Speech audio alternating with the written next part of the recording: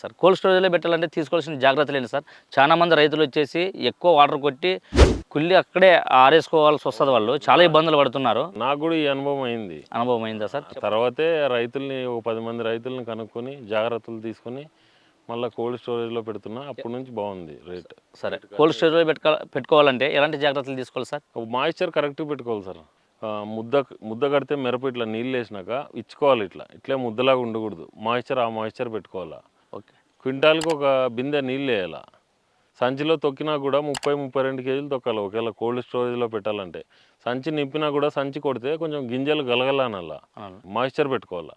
అట్లా పెట్టుకుంటే మీరు ఒకరోజు 2 రోజులు, ఒక నెల 2 నెలలు కాదు. నేను ఒక నెల తర్వాత చెక్ చేసిన పోయి, 2వ నెల చెక్ చేసిన, సంవత్సరం తర్వాత అమ్మినా అదే క్వాలిటీ ఉండే నాది. అంతకుముందు నేను అంతా బూజు పట్టి తెలియక లాక్డౌన్ పడి